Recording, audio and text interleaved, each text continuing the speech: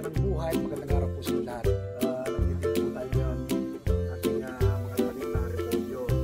Kapag po ganito, nagkukong na sila, no? Huwag na po silang papasahin. Yung mismo yung pinakukong niya, no? May posible po kasi kapag binasayan,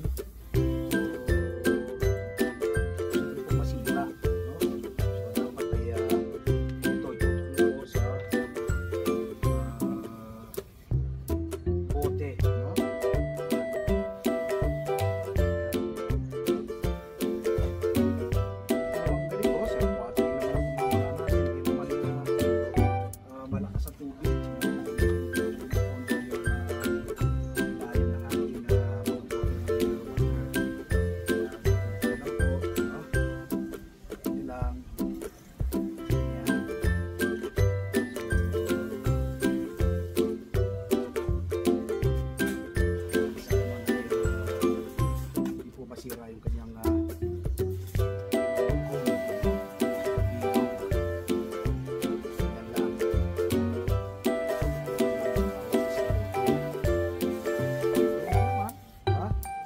pwede kasing tatabo, tatabo ang ulitin. Pag tinabo mo kasi yan, kasi malalaki yung ating mga halaman,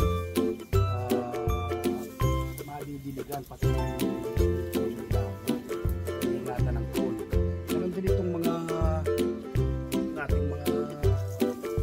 cauliflower, no? Ganun din. Tututok nyo lang ganyan.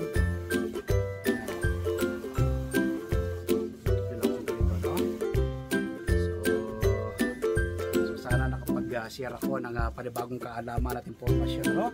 Sa pag-aalaga ng ating mga tanim na cauliflower at repolyo. Nung una kasi ako magtanim nito, una silang ganyan, no? Meron isang cone. Diniligan ko ng diniligan pati yung kanilang cone, no? So, nangyari, parang nasunog, nalanta ng bahagya yung ibabaw, no? Namandal yung kanyang paglaki ng cone. So, tapos yung sumunod na magtanim ako, ginagay ko na lang. So, yun.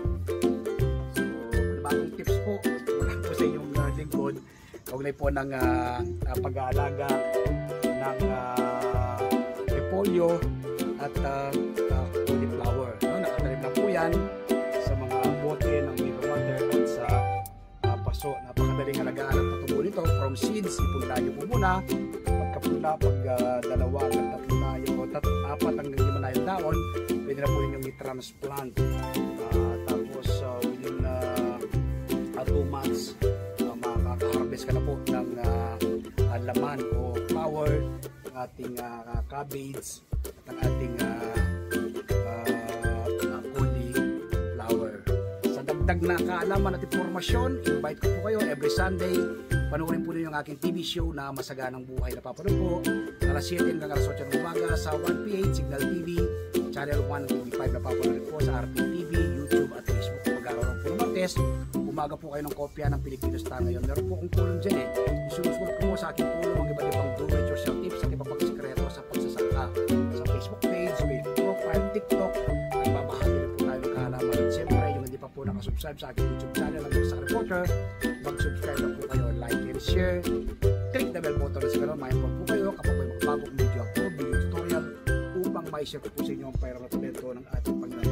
Yun po yung ating pagkalim, pagkabila, naka-layer by layer, 3 layer po nating mga tanim na yan, sa bote ng mineral water at sa paso. Napakatas po ng presyo ngayon ng gulay sa merkado.